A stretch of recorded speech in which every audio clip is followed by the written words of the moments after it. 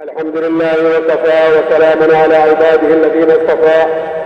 أما بعد فأعوذ بالله من الشيطان الرجيم. بسم الله الرحمن الرحيم. من عمل صالحا فلنفسه ومن أساء فعليها وما ربك بظلام للعبيد. وقال الله سبحانه وتعالى: وإن تعودوا نعمة الله لا تحصوها إن الإنسان لظلوم كفار. صدق الله العظيم. دیر جاؤ گے بھائی، جہاں کھڑا ہو وہیں پر دیر جاؤ بھائی. بھائی جیسے کھانا کرانا آپ سے مہربانی کرا بسے گئے. بہت قیمتی وقت ہے، تھوڑا سا وقت ہے لیکن بہت قیمتی ہے. عصر کی نماز کے بعد کا وقت بہت زیادہ قیمتی ہے. بھائی অল্প সময় আসরের পরে বড় দামি সময়, সুতরাং সবাই যে যেখানে আছে মেহরবানি করে বসে যায়, আমলে শরীক হয়ে যায়. اول تو دوستوں بزرگوں پوری ہی زندگی بہت قیمتی ہے. جو اللہ تعالیٰ نے انہیں زندگی مرحمت فرمائی یہی بہت قیمتی ہے. پھر عصر کی نماز کے بعد کا وقت اور زیادہ قیمتی ہے اور پھر اللہ کے راستے میں نکل کر اس کی قیمت اور بڑھ جاتی ہے. لیکن میرے محترم بزرگ دوستوں، وقت کی قیمتی جب بنے گا جب ہم اس وقت کو قیمتی بنائیں گے. نہیں تو وقت کا کام ہے گزرنے کا، گزر رہا ہے. اگر اس کو ہم اچھے عملوں میں لگائیں گے، اچھے کاموں کے اندر لگائیں گے تو یہ وقت ہمارا قیمتی بنے گا. اور اگر خدا نہ خواستہ یہ وقت ہم چلنے پھرنے میں بیکاری میں لگائیں گے تو یہ ہمارا وقت بے قیمت بنے گا. মেরে মোহতারাম দোস্ত আর বুজুর্গ, উনি বলেন যে ভাই, এক তো মানুষের জিন্দিগি পুরাটা সময় মূল্যবান এবং বড় দামি সময়. আসরের নামাজের পরে তার ভিতরে একটা সময় এটা আরও দামি.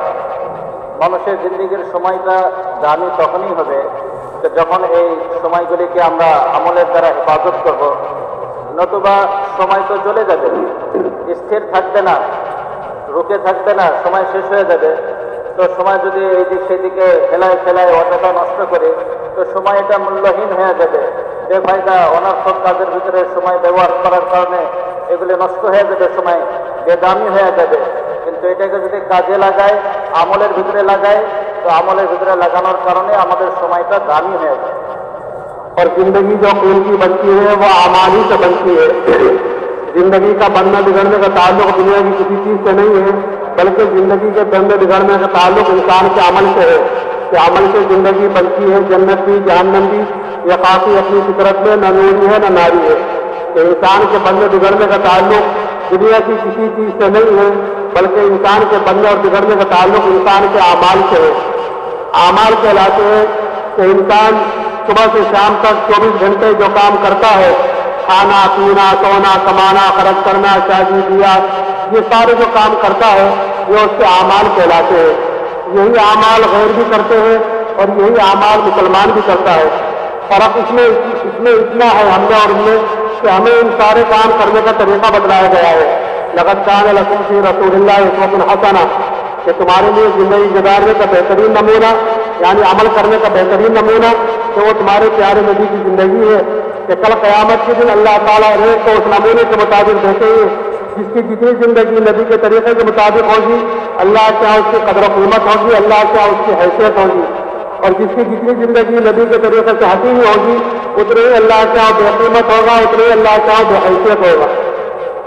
তো মেরে মোহতারাম দোস্ত আর বুজুর্গ, মানুষের জিন্দিগি দামি আর মূল্যবান তখনই হবে যখন মানুষ তার এই জিন্দিগির এই সময়টাকে আমলের দ্বারা হেফাজত করবে, জিন্দিগির ভিতরে আমল করবে, আমলের দ্বারা সময়ের হেফাজত করবে, তো মানুষের জিন্দিগি দামি হয়ে যাবে. তো জিন্দিগির দামি হওয়া, জিন্দিগি মূল্যবান হওয়া, এটা আমলের দ্বারা হয়. আমল কাকে বলে? আমল বলা হয় মানুষের দৈনন্দিন যে কাজকর্মগুলি মানুষ করে, রোজানা চলাফেরা, ওঠা বসা, খাওয়া পড়া, এই যে কাজগুলি মানুষ রোজানা করে, এইগুলিকেই মানুষের আমল বলা হয়. এই কাজকর্ম যেরকম নাকি আমরা মুসলমানরাও করি, এরকমভাবে বিধর্মীরাও এইসব কাজগুলি করে. ব্যবধান এতটুকু যে এই কাজগুলি করার তরিকা আমাদেরকে বলা হয়েছে, যে কিভাবে খাইতে হবে, কিভাবে ঘুমাইতে হবে, কিভাবে চলতে হবে, এই কাজগুলি করার তরিকা আমাদেরকে বলা হয়েছে. রসুল আকরাম সাল্লাল্লাহু আলাইহি ওয়াসাল্লাম যেইভাবে এই কাজগুলি করছেন, রোজানা চলাফেরা ওঠা বসা থেকে নিয়ে প্রত্যেকটা কাজ যেভাবে করছেন, আমাদেরকে হুকুম করা হয়েছে যে আমরা এই কামগুলি যেন নবীর তরিকা মোতাবেক করি. এই জন্য কোরআন কারিমে আল্লাহ তাআলা ইরশাদ করছেন যে নবীর জিন্দিগি তোমাদের জিন্দিগির মধ্যে তোমাদের জন্য উত্তম আদর্শ রয়ে গেছে, নবীর জিন্দিগি তোমাদের জন্য অনুকরণীয়, অনুসরণীয়. তো সুতরাং তোমরা তোমাদের কাজকর্ম এইগুলি মেরে মোহতারাম দোস্ত আর বুজুর্গ নবীর তরিকা মোতাবেক করো, এটা আমাদেরকে হুকুম করা হয়েছে. তো যখন নবীর তরিকা মোতাবেক করা হবে তো তখন এটা বলতে মানুষের আমলগুলি সুন্দর হবে, আল্লাহ তাআলার কাছে পছন্দনীয় হবে। মানুষের জিন্দেগি সুন্দর হওয়া আর মানুষের জিন্দেগি অসুন্দর হওয়া, বিগড়ানো আর বনা, এটার সম্পর্ক, এটার তাআল্লুক একমাত্র আমলের সাথে। আমল ভালো হলে মানুষের জিন্দেগি ভালো হবে, আমল খারাপ হইলে জিন্দেগি খারাপ হয়ে যাবে। ভালো আমল মানুষকে জান্নাতের দিকে নিয়ে যাবে, খারাপ আমল মানুষকে জাহান্নামের দিকে নিয়ে যাবে। মানে বলেন মেরে মুহতারাম দোস্ত আর বুজুর্গ, মানুষের জিন্দেগি বিগড়ানো আর ভালো হওয়া এটার সম্পর্ক দুনিয়ার কোনো আসবাবের সাথে, মুলক এবং মালের সাথে এটার সম্পর্ক নেই, এটার সম্পর্ক শুধুমাত্র আমলের সাথে। इसलिए मेरे मोहतरम बुजुर्गों दोस्तों, हमें सबसे पहले अपने अमलों की तरफ से फिक्रमंद होना है कि मेरे बदन से निकलने वाले अमाल कैसे निकलना है। और अमाल का दारो मदार वो इंसान के यकीन के साथ है कि जैसे उसका अंदर का यकीन होता है, बदन से निकलने वाले अमाल उसके एतबार से होते हैं। इसलिए हमें बुनियादी तौर पर सबसे पहले अपने अंदर के यकीन को बनाना है, अपने अंदर के यकीन को बदलना है। अंदर का यकीन यानी ईमान, कि ये ईमान हमें अल्लाह ने सबसे बड़ी नेमत मरहमत फरमाई है। ये सबसे बड़ी नेमत जो हम अल्लाह ने मरहमत फरमाई है वो ईमान की दौलत है।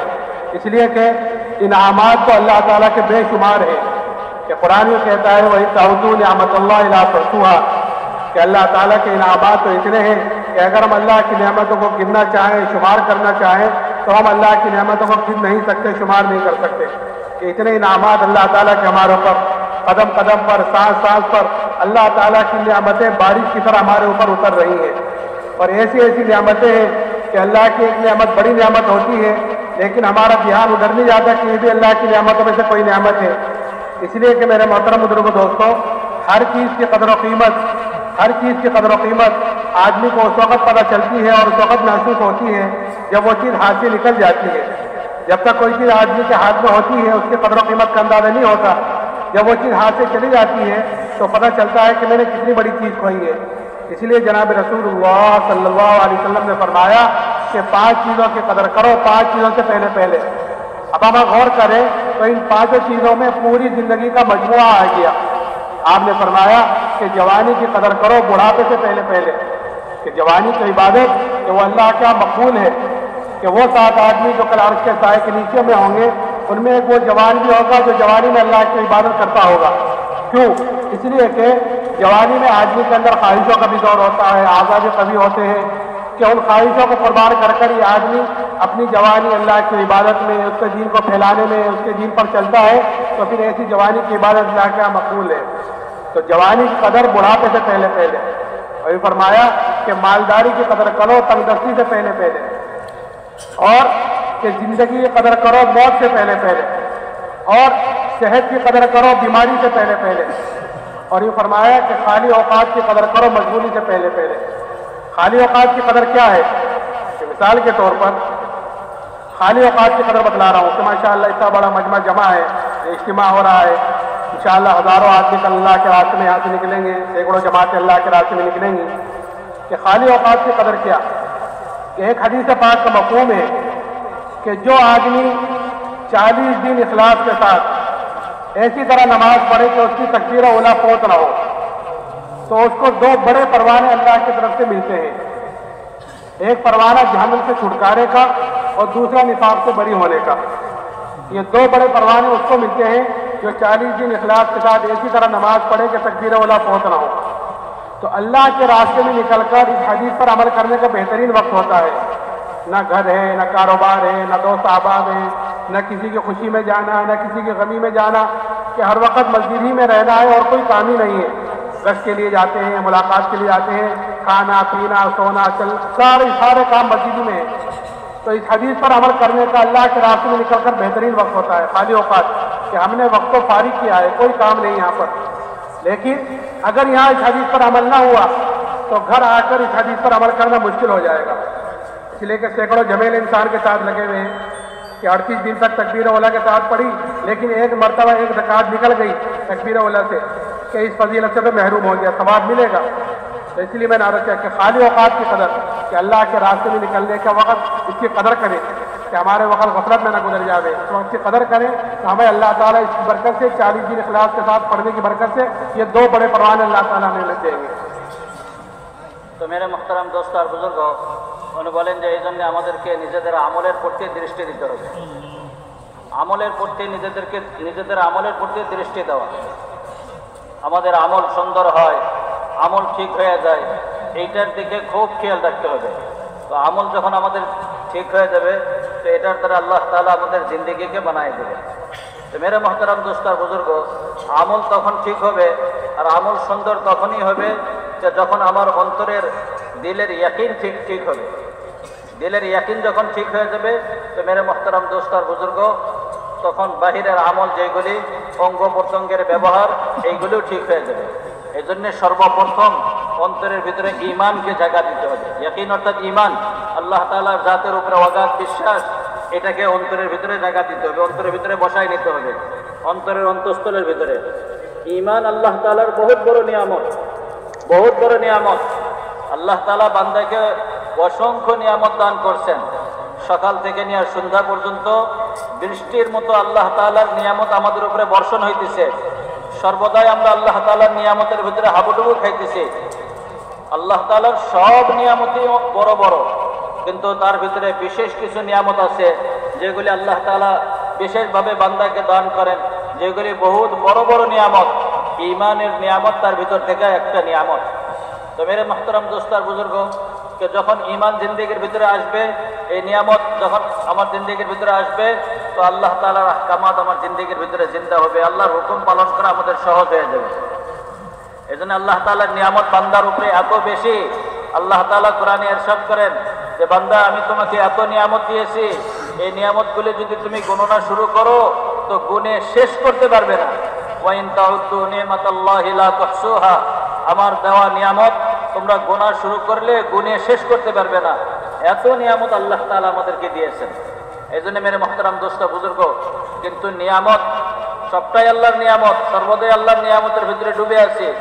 কিন্তু এইগুলি তো আল্লাহর নিয়ামত আমরা ভোগ করতেছি সর্ব অবস্থায়, এইটার দিকে আমাদের সামান্য খেয়ালও যায় না। আমরা ধারণাও করি না যে আল্লাহর নিয়ামতের ভিতরে আমরা ডুবে আছি, আল্লাহর নিয়ামত ভোগ করতেছি। কিন্তু নিয়ামতের, যার কারণে নিয়ামতের কদর করি না। নিয়ামতের কদর তখন হবে, তখন হয় যখন নিয়ামত হাতছাড়া হয়ে যায়। যখন নিয়ামত হাতছাড়া হয়ে যায়, তখন মানুষ নিয়ামতের মূল্য বোঝে। হায়, আল্লাহ তাআলার দেওয়া এত বড় নিয়ামত ছিল, এই নিয়ামতের আমি কদর করি নাই, আজকে এই নিয়ামত হাতছাড়া হয়ে গেছে। এই জন্য রাসূল আকরাম সাল্লাল্লাহু আলাইহি ওয়াসাল্লাম হাদিস শরীফে ইরশাদ করছেন, দেখো 5টা জিনিস তোমরা তোমাদের হাতছাড়া হওয়ার আগে, খোয়ানোর আগে ওই জিনিসগুলির তোমরা কদর করো, মূল্য দাও, ওইগুলিকে হেফাজত করো, ওইগুলির মূল্য দাও, ওইগুলির কদর করো। তার ভিতরে একটা হইতেছে তোমাদের যৌবন আল্লাহ তাআলা দিয়েছেন, এটা আল্লাহ তাআলার বহুত বড় নিয়ামত।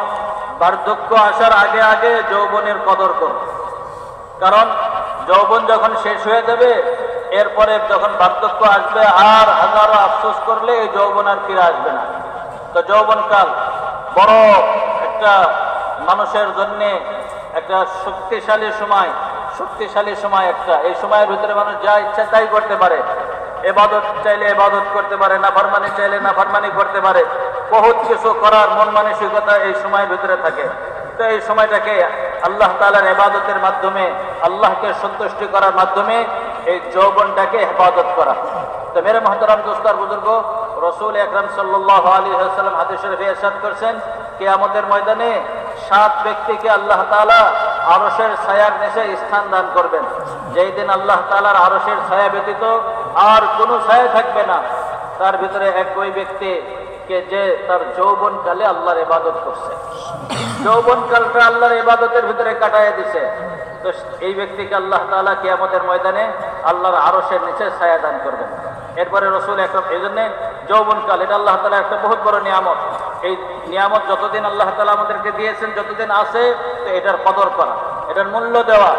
আর দ্বিতীয় মুহতারাম দোস্তার বুজুর্গ, আরো রাসূল আকরাম সাল্লাল্লাহু আলাইহি ওয়াসাল্লাম বলেন যে দেখো, তোমাকে আল্লাহ তাআলা সম্পদ দিয়েছেন, এই সম্পদ যতক্ষণ তোমার কাছে আছে, এই সম্পদের কদর করো। ফকির হয়ে যাওয়ার আগে, অভাব অনটন আসার আগে এই সম্পদের কদর করো।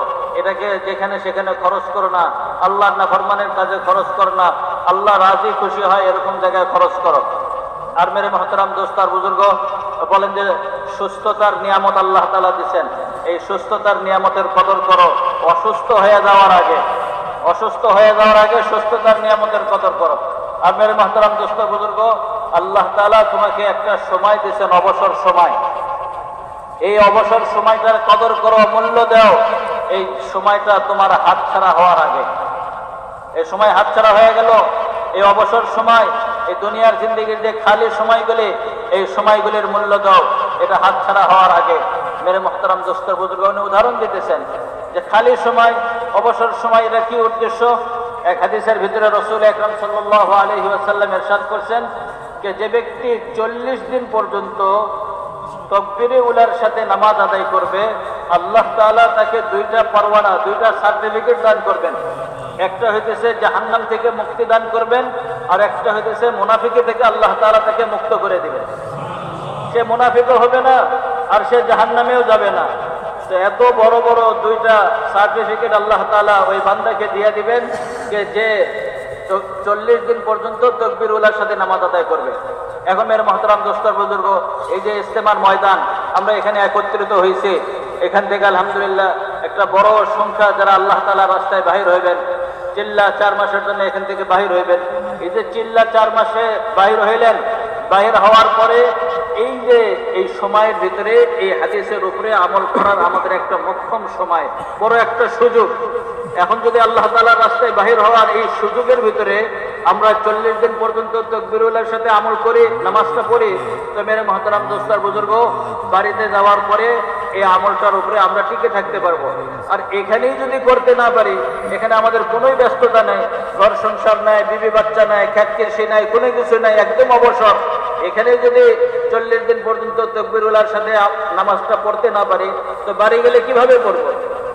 এখানে যদি আল্লাহর রাস্তায় বাইরে হয়ে যাওয়ার পরে একদিন আমার তাকবীরুল্লাহ ছুটে গেল, নামাজ শুরু থেকে শরীক হইতে পারলাম না, তো মেরে মুহতারাম দোস্তার বুজুর্গ, তাকবীরুল্লাহর যে ফজিলত ছিল, এই ফজিলত থেকে আমরা বঞ্চিত হয়ে গেলাম, এটা পাইলাম না। এই জন্য মেরে দোস্ত বুজুর্গ, এইটা হইতেছে এই অবসর সময়। এই দুনিয়ার পুরা সময়টা একটা অবসর সময়। যে সময়টুকুন আল্লাহ তাআলা আমাকে দিয়েছেন, এই সময়টা আমার হাতছাড়া হওয়ার আগে এইটার কদর করা, এটার মূল্য দেওয়া। এই জন্য মেরে মুহতারাম দোস্তার বুজুর্গগণ আরজ করেন এই কথা যে এই সময় যেটা আল্লাহ তাআলা আমাদেরকে জিন্দেগি দিয়েছেন, এই জিন্দেগির বড় কদর করা, নিজেদের আমলকে সুন্দর বানানোর জন্য সবাই এটার উপরে সচেষ্ট হওয়া, এটার দিকে খুব দৃষ্টি দেওয়া, যে আমার আমল সুন্দর হয়ে যায়, যার দ্বারা আমার জিন্দেগি সুন্দর হয়ে যায়। मेरा मोहतरम बुजुर्गों, दोस्तों, इनामात तो अल्लाह ताला के बहुत है, बेशुमार है, लेकिन इन तमाम नेमतों में सबसे बड़ी नेमत वही है ईमान की दौलत है। इससे बड़ी कोई नेमत नहीं है। लेकिन मेरे मोहतरम बुजुर्गों, दोस्तों, आज हमारे अंदर से इस ईमान की कदर और कीमत निकल गई है। और निकली भी क्यों है?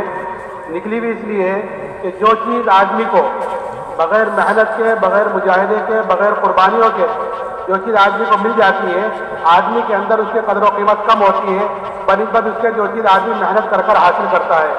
जिस चीज़ के उस पर आदमी का जान माल वक्त लगता है, जिस चीज़ के लिए आदमी कुर्बानी देता है, तकलीफें उठाता है, उसकी कदर और कीमत आदमी के अंदर ज़्यादा होती है। अब क्योंकि ईमान हमें बगैर मेहनत के, बगैर मुजाहिदे के, बगैर कुर्बानियों के मिला हुआ है, इसलिए मुसलमानों के अंदर से इस ईमान की कदर और कीमत भी निकली हुई है। इसीलिए जनाब रसूलुल्लाह सल्लल्लाहु अलैहि वसल्लम ने ईमान की और ईमान वाले की अल्लाह क्या हैसियत है, क्या कदर और कीमत है, वो बतलाई है। और ये इसलिए बतलाई है ताकि हम जहाँ हो, जिस फिक्र में भी हो, जिस हालत में भी हो, अपने ईमान की तरफ से फिक्रमंद हो। कि क्या कदर बतलाई और क्या कीमत बतलाई? कि ये कदर बतलाई कि जब तक एक भी ईमान वाला, अल्लाह अल्लाह कहने वाला इस दुनिया में मौजूद रहेगा, अल्लाह ताला इस सात ज़मीन आसमान के निज़ाम को बाकी रखेंगे एक ईमान वाले की वजह से। ये अल्लाह क्या कदर है ईमान वाले की, कि चाहे इस वक्त तो अल्हम्दुलिल्लाह करोड़ों मुसलमान हैं कि सब दुनिया से चले जाए और हम में से एक बाकी रह जाए, तो हमारी एक की वजह से अल्लाह ताला इस सात ज़मीन आसमान को बाकी रखेगा। कहीं की वजह से? कि उसके ईमान की वजह से। यार वो ईमान वाला नहीं रहा, फिर चाहे दुनिया इंसानों से भरी हुई हो, कि अल्लाह को इस दुनिया की कोई ज़रूरत नहीं, अल्लाह इसको ख़त्म करेगा। तो अल्लाह क्या कदर है ईमान वाले की, उसके ईमान की वजह से। और कीमत क्या बतलाई कि अगर राय के दाने के बराबर ईमान को बचा कर ले गए, तो अल्लाह ताला इस दुनिया से 10 गुनी बड़ी जन्नत बरामद फरमाएगा। अब जिसका ईमान जितना ऊंचा होगा, जिसका ईमान जितना आला होगा, कि कल क़यामत के दिन उसकी उतनी बड़ी जन्नत होगी।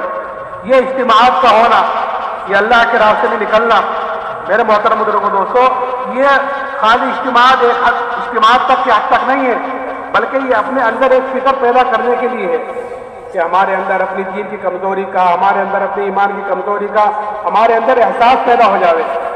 इसलिए कि आदमी के अंदर जब किसी चीज़ का एहसास पैदा हो जाता है, किसी भी चीज़ का, चाहे वो दीन के एतबार से हो, चाहे वो दुनियावी एतबार से हो, किसी भी चीज़ का एहसास पैदा हो जाता है तो फिर किसी को कुछ कहने सुनने की ज़रूरत नहीं होती, आदमी खुद ही उसकी फिक्र में लगता है। ये सहाबा किराम रज़ी अल्लाह अजमईन के अंदर दीन की फिक्र थी, दीन का एहसास था, ईमान का एहसास था, ईमान की कदर कीमत थी। इसलिए छोटी छोटी बातों पर अपने ईमान की तरफ से फिक्रमंद होते थे। और क्योंकि ईमान की कदर कीमत सहाबा के अंदर उतरी हुई थी, इसलिए सहाबा ने इस ईमान के लिए हर तकलीफ को, हर मुसीबत को और हर परेशानी को बर्दाश्त किया है। सहाबा किराम रज़ी अल्लाह अजमईन के किस्से हम तालीम के जरिए से हम सुनते रहते हैं, लेकिन मेरा मोहतरम बुजुर्गों दोस्तों, ये सुनना सुनाना सिर्फ सुनने सुनाने के लिए नहीं होता, बल्कि सुनना सुनाना तो इसलिए है ताकि हम इन किस्सों से असर लेने वाले बने और असर लेकर इनके मुताबिक अपनी ज़िंदगी को ढालने वाले बने। कि अगर हम अपने ईमान को सहाबा के ईमान के मुकाबले में रख कर देखें तो अभी हमें पता चले कि हम अभी ईमान के एतबार से कितने कमज़ोर हैं। क्यों?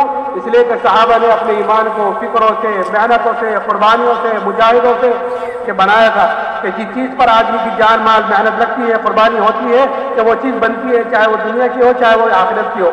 तो सहाबा ने अपने ईमान को बनाया था और सहाबा के अंदर इस ईमान की कदर कीमत उतरी हुई थी, इसलिए हर तकलीफ को, हर मुशक्क़त को बर्दाश्त किया। हम तालीम के जरिए से किस्से सुनते रहते हैं।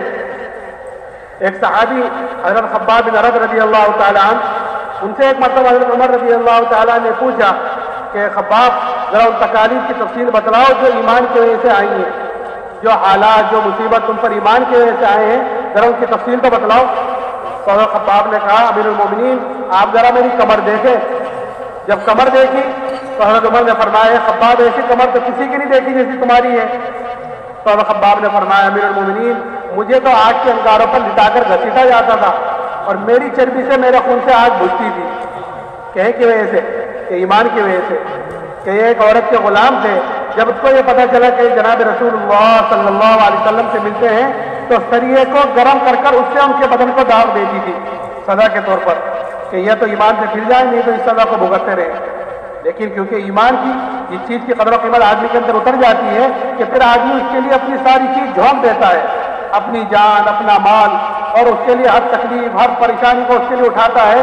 जिस चीज़ की कदर कीमत आदमी के अंदर उतर जाती है, तो सहाबा के अंदर क्योंकि ईमान की कदर कीमत उतर हुई थी, इसलिए हर तकलीफ को, मुशक्क़त को बर्दाश्त करते रहे।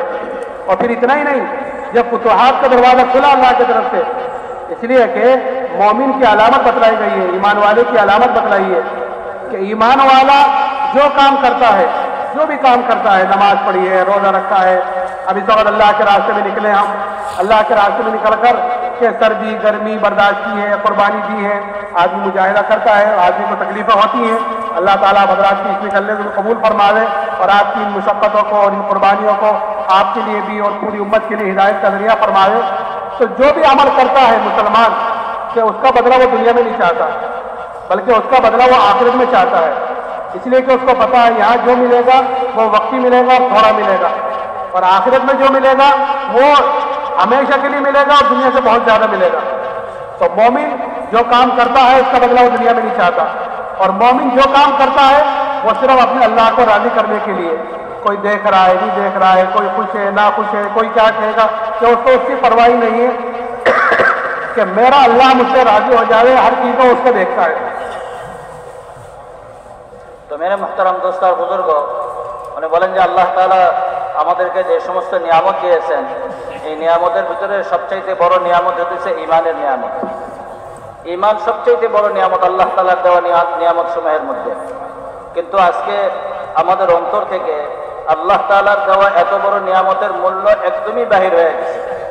ঈমান যে একটা বড় নিয়ামত আল্লাহ তাআলার দেওয়া, এটার কোনো মূল্য, এটার কোনো মর্যাদা আমাদের অন্তরের ভিতরে নেই, বাহির হয়ে গেছে। কেন বাহির হয়ে গেছে? উনি বলেন মানুষ যেই জিনিস মেহনত করে হাসিল করে, যেই জিনিস অর্জন করতে মেহনত করা লাগে, কষ্ট করা লাগে, জান মাল খাপানো লাগে, তো মেরে মুহতারাম দোস্ত বুজুর্গ, ওই জিনিসের মূল্য তার অন্তরের ভিতরে হয়, তার অন্তরের ভিতরে ওই জিনিসের মূল্য হয়, কদর হয়, মর্যাদা থাকে। আর যেই জিনিস মুফত পাওয়া যায়, কোনো রকম মেহনত ছাড়া, কষ্ট ছাড়াই হস্তগত হয়, এই জিনিসের কোনো মূল্য তার অন্তরের ভিতরে থাকে না। আজকে আমরা মুসলমান, ইসলাম এর নিয়ামত পাইছে, আর এই নিয়ামত পাওয়ার জন্য আমাদের কোনো কষ্ট করা লাগে না, যার কারণে এটার কোনো মূল্য আমাদের অন্তরের ভিতরে নেই। সাহাবায়ে ইকরাম রাদিয়াল্লাহু তাআলা আজমাইন ঈমান হাসিল করছিলেন, ঈমানকে অর্জন করছিলেন বড় কষ্ট আর মেহনত আর মুজাহাদার মাধ্যমে। জান মাল খাপাইছেন, কঠিন থেকে কঠিন কষ্ট সহ্য করছেন, যার কারণে সাহাবাদের অন্তরের ভিতরে ঈমানের কদর ছিল, ঈমানের মূল্য ছিল। মেরে মুহতারাম দোস্তার বুজুর্গ, উনি বলেন যে আল্লাহ জাল্লে জালাল, আল্লাহ তাআলা কাছে ঈমান বড় দামি। আল্লাহ তাআলা ঈমানের মূল্য বয়ান করছেন, ঈমানের মর্যাদা বয়ান করছেন। ঈমানওয়ালা আল্লাহ তাআলার কাছে কিরকম দামি, কিরকম মর্যাদাপূর্ণ, এটা আল্লাহ তাআলা বয়ান করছেন। হাদিসের ভিতরে আছে যে যতক্ষণ পর্যন্ত জমিনের উপরে একজন আল্লাহ আল্লাহ বলনেওয়ালা মানুষ বাকি থাকবে, এতটুকু ঈমানওয়ালা বাকি থাকবে, আল্লাহ তাআলা ওই ঈমানওয়ালার জন্য আসমান আর জমিনের সমস্ত নিজাম ব্যবস্থাপনাকে আল্লাহ তাআলা বাকি রাখবেন। যদি ঈমানওয়ালা না থাকে, এই আল্লাহ আল্লাহ বলনেওয়ালা না থাকে, সারা দুনিয়ার সমস্ত ঈমানওয়ালা দুনিয়ার থেকে বিদায় নিয়ে যায়, আর সারা দুনিয়া কাফের মুশরিক দ্বারা ভর্তি হয়ে যায়, তো আল্লাহ তাআলার কাছে এই দুনিয়াকে বাকি রাখার কোনো জরুরত থাকবে না। আল্লাহ তাআলা পুরো দুনিয়াটাকে ধ্বংস করে দেবেন। তো ঈমানওয়ালা, একজন ঈমানওয়ালা, আমাদের সব ঈমানওয়ালা দুনিয়া থেকে চলে গেছে, একজন বাকি আছে যে শুধু আল্লাহ আল্লাহ বলে। এই ব্যক্তির খাতিরে আল্লাহ তাআলা সারা দুনিয়াটাকে বাকি রাখবেন। তো ঈমানওয়ালা এরকম দামি আল্লাহ তাআলার কাছে। আর ঈমানের মূল্য আল্লাহ তাআলার কাছে কিরকম, যে ব্যক্তি দুনিয়া থেকে এই অবস্থায় যায় যে তার কাছে সরষের দানা পরিমাণ ঈমান থাকে, তো আল্লাহ তাআলা ওই ব্যক্তিকে এই দুনিয়ার থেকে 10 গুণ বড় জান্নাত দান করবেন। তো ঈমান এত বড় দামি জিনিস। তো মেরে মুহতারাম দোস্তর বুজুর্গ, ঈমানের এই মূল্য হযরতে সাহাবায়ে কিরাম রাদিয়াল্লাহু তাআলা আজমাইন বুঝছিলেন, কারণ ওনারা ঈমানকে হাসিল করছিলেন বড় মেহনতের মাধ্যমে, বড় কষ্টের মাধ্যমে তারা ঈমানকে অর্জন করছিলেন, যার কারণে ঈমানের মূল্য ছিল। আজকে মেরে দোস্তার বুজুর্গ, আমাদের এই ঈমানের জন্য কোনো মেহনত করা লাগে নেই, কোনো কষ্ট করা লাগে নেই, মুক্ত মুক্ত পেয়ে গেছে, যার কারণে আমাদের কাছে ঈমানের কোনো মূল্য নেই। হযরতে সাহাবায়ে কিরাম রাদিয়াল্লাহু তাআলা আজমাইন কিরকম মেহনত করছেন ঈমানের জন্য, ঈমানের জন্য কিরকম কষ্ট সহ্য করছেন। উনি বলেন যে হযরতে খাব্বাব রাদিয়াল্লাহু তাআলা আনহুকে একবার হযরত আমিরুল মুমিনিন ওমর ফারুক রাদিয়াল্লাহু তাআলা আনহু জিজ্ঞাসা করলেন, এই খাব্বাব, ইসলাম গ্রহণ করার কারণে তোমার উপরে যে নির্যাতন আসছে, তুমি যে নির্যাতনগুলি সহ্য করছো, তার কিছু বর্ণনা আমাকে শোনাও। হযরতে খাব্বাব রাদিয়াল্লাহু তাআলা আনহু বলেন, আমিরুল মুমিনিন, আপনি আমার কোমর দেখেন। উনি কাপড় উঠাইলেন আর কোমর দেখলেন আর বললেন যে এরকম কোমর তো আমি কখনোই দেখি নাই, যেখানে শুধু হাড্ডি ছিল, চামড়াটা হাড্ডির সাথে লেগে গেছে, কোনো গোশত চর্বি কিছুই ছিল না। হযরত খাব্বাব রাদিয়াল্লাহু তাআলা বলেন যে আমিরুল মুমিনিন, ইসলাম গ্রহণ করার কারণে আমাকে জ্বলন্ত আগুনের কয়লার উপরে টানা হেঁচড়া করা হইতো, আর আমার কোমরের চর্বি আর রক্ত দিয়ে ওই আগুন নিভত। এরকম কষ্ট দেওয়া হয়েছে আমাকে। আর উনি একজন মহিলার গোলাম ছিলেন, ওই মহিলা তাকে আগুনে বলতে লোহার শিক আগুনের ভিতরে গরম করে তার শরীরে দাগ দিত। এত কষ্টের পরেও হযরতে সাহাবায়ে কিরাম রাদিয়াল্লাহু তাআলা আজমাইন তারা ঈমানের উপরে দৃঢ় ছিলেন, ঈমানের উপরে মজবুত ছিলেন, এক কদম ঈমান থেকে পিছপা হয় নাই। এই জন্য মেরে দোস্তার বুজুর্গণে বলেন যে যেই জিনিসের জন্য মানুষের মেহনত করে, যে জিনিসের জন্য জানমাল লাগায় আর কষ্ট মুশাক্কাত বরদাস্ত করে, তো মেরে মুহতারাম দোস্তার বুজুর্গ, ওই জিনিসের কদর আর মূল্য তার অন্তরের ভিতরে আসে। আজকে যে আমাদের কাছে ঈমান নাই, আমাদের ঈমান যে দুর্বল হয়ে গেছে, কমজোর হয়ে গেছে, মেরে মুহতারাম দোস্তার বুজুর্গ, এর অনুভূতিটুকু আমাদের শেষ হয়ে গেছে। সাহাবারা এটা বুঝতেন যে আমাদের ঈমানের কি অবস্থা, আমাদের ঈমানের কতটুকু কি হালত।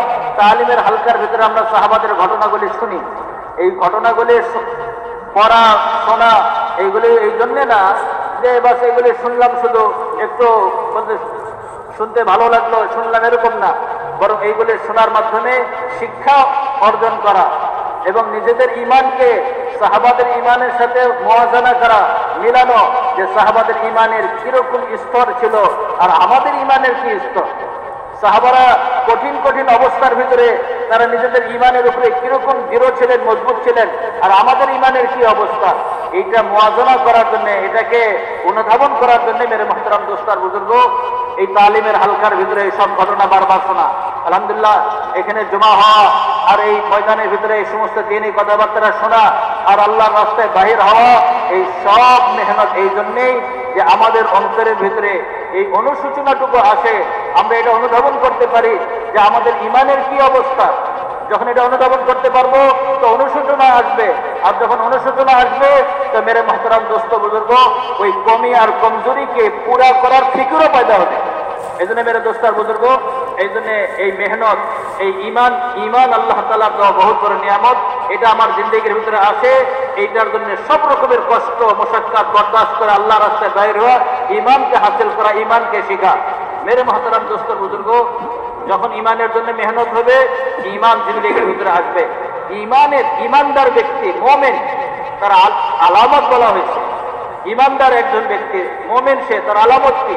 তার আলামত হচ্ছে যে সে ইমানের এই মেহনত করতে যায়, যত কিছু আমল সে করে আর যত কষ্ট মুশাক্কাত সে বরদাস্ত করে, এর বিনিময় সে দুনিয়াতে চায় না, এর বিনিময় সে আখিরাতে চায়, আল্লাহর কাছে এর বিনিময় চায়।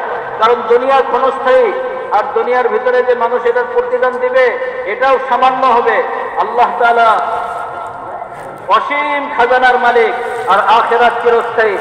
আর আখিরাতের ভিতরে যে নিয়ামত দেওয়া হবে, এই নিয়ামত চিরস্থায়ী ভাবে বাকি থাকবে। তো ঈমানওয়ালা মেরে মুহতারাম দোস্ত বুজুর্গ, তার সব কিছুর আজর এবং প্রতিদান সে আল্লাহ তাআলার কাছে চায়, দুনিয়ার মানুষের কাছে সে এটার কোনো প্রতিদান চায় না। এই জন্য ইমান মেহনত করে হাসিল করতে হবে। যে যত ইমানের জন্য মেহনত করবে, আল্লাহ তাআলা তাকে তত বেশি মেরে মুহতারাম দোস্তার বুজুর্গ ইমানের লাইনে তারাক্কি নসিব করবেন। আদনা দরজার ইমানদার, সাধারণ ইমানওয়ালা এই দুনিয়ার থেকে যাবে তো তাকে এই দুনিয়ার থেকে 10 গুণ বড় জান্নাত দেওয়া হবে। আর যে ইমানের লাইনে অনেক বেশি হবে, ইমানের মেহনত করতে করতে ইমানের লাইনে অনেক বেশি আগে বাড়বে, তো মেরে মুহতারাম দোস্ত বুজুর্গ তার জান্নাত তত বড় হবে। এই জন্য মেরে দোস্ত বুজুর্গ, ইমানকে হাসিল করার জন্য ইমানের জন্য মেহনত কর। इसलिए मेरा मोहतरम बुजुर्ग दोस्तों, हमें इस दावत के जरिए से अपने अंदर के यकीन को बदलना है कि जितना हमारा अंदर का यकीन बदलेगा उतने ही बदन से निकलने वाले अमाल हमारे सही होंगे। अमाल सही होंगे तो इंशाअल्लाह हमारे लिए जन्नत का रास्ता आसान होगा। इसलिए कि जन्नत में जाने के लिए यही 2 चीजें शर्त है, ईमान और अमाल सालिहा। ईमान के बगैर तो कोई अमल काबिल कबूल है ही नहीं। ईमान है लेकिन अमाल सालिहा नहीं है तो कल क़यामत के दिन उसकी सजा भुगतनी पड़ेगी। और अगर अल्लाह माफ कर दे तो वो तो गफूर रहीम है, फिर उसको कौन पूछने वाला है। इसलिए हमें दावत के जरिए से कि अल्लाह की बड़ाई को इतना बोले, इतना सुने, उसकी इतनी दावत दें कि अल्लाह से होने का यकीन अंदर पैदा हो जाए। आदमी के अंदर जिस चीज़ का यकीन उतर जाता है, फिर बदन से निकलने वाले अमाल उसके एतबार से होंगे। इसलिए मेरे मोहतरम बुजुर्ग दोस्तों, हमें दावत के जरिए से अपने अंदर के यकीन को भी बदलना है और रो रो कर अल्लाह से ईमान की हकीकत को भी मांगना है कि अल्लाह ईमान कामिल हमें अता फरमा दे। अब इसलिए कि थोड़ा सा वक्त है, बात तो अभी बाकी थी लेकिन वक्त थोड़ा सा है और आगे निकाल भी है बहुत सारे। और मेरा मोहतरम बुजुर्ग दोस्तों, जैसे मैंने कहा था शुरू में कि असर के बाद, नमाज के बाद का वक्त बहुत कीमती भी होता है, थोड़ा भी होता है। अब ये तर्जुमा करेंगे, इसके बाद इंशाअल्लाह खुतबा पढ़ा जाएगा। आप हज़रात से दरख्वास्त है कि इसी तरह अपनी जगह पर बैठे रहे और जिन भाइयों की जेब में तस्बीह है वो अपनी 3 तस्बीह पूरी करते रहे और अल्लाह की तरफ मशगूल रहे, अल्लाह के जिक्र में मशगूल रहे। এই জন্য মেরে মুহতারাম দোস্ত বুজুর্গ, দাওয়াতের মেহনতের মাধ্যমে নিজেদের ইমানকে শক্তিশালী করা, নিজেদের ইমানকে বানানো, দাওয়াতের মেহনত এই জন্যই। তো যখন ইমান জিন্দেগির ভিতরে আসবে, ইমান শক্তিশালী হবে, তো মেরে মুহতারাম দোস্ত আর বুজুর্গ, এর দ্বারা আমাদের আমলও সুন্দর হবে। আর এই দুইটা জিনিসই আমাদের চাওয়া পাওয়া, এই দুই মেহনতের মাধ্যমে এই 2 জিনিসই হাসিল করা, এটা আমাদের উদ্দেশ্য। ইমান বানানো, আমলকে সুন্দর করা। তো আল্লাহর রাস্তায় বাইর হয়ে মেহনত করা, আর মেহনতের মাধ্যমে আমার ইমানকে মজবুত করা, ইমানকে আগে বাড়া, ইমানকে শক্তিশালী করা। এই জন্য মেরে দোস্তের বুজুর্গ, খুব বেশি বেশি সর্ব অবস্থায়, সর্ব হালতের ভিতরে আল্লাহ তাআলার বরাতের কথা, আল্লাহ তাআলার আজমতের কথা, আল্লাহর বুজুর্গের কথা, এই সব কথাগুলি নিজেদের পরস্পরে খুব বেশি বলা, যেন আমাদের ইমান আগে ইমান বাড়ে। আর যত ইমান জিন্দেগির ভিতরে বাড়বে তত বেশি মেরে মুহতারাম দোস্ত বুজুর্গ আমল আমাদের জিন্দেগিতে জিন্দা হবে। আর এটার উপরে আল্লাহ তাআলা দুনিয়া এবং আখিরাত দুটো জাহানের সফলতা আল্লাহ তাআলা আমাদেরকে নসিব করবেন। এজন্য উনি বলেন যে ভাই, কথা তো অনেক রয়ে গেছে, সময় অল্প, উনি বলেন যে শুরুতে আরজ করছে এই কথা, দেখেন খুব ভালো করে এই কথাটা শুনি, যে দুনিয়ার জিন্দেগির সময়টা বড় দামি সময়, তারপরে আসরের নামাজের পরের এই সময়টা বড় মূল্যবান সময়, বিবাহ হবে, বিবাহের খুতবা পড়া হবে। এখন এই সময়টাতে আমরা নিজ নিজ জায়গায় বসে বসে থেকে তসবিহাত আদায় করি, কেউ উঠাউঠি করবো না, কেউ এই যে সেদিন যাব না, যতক্ষণ বিবাহ সাথীর পরিবেশ চলে এতক্ষণ পর্যন্ত আমরা নিজ নিজ জায়গায় বসে থাকবো এবং তসবিহাত আদায় করবো, কেউ উঠাউঠি করবো।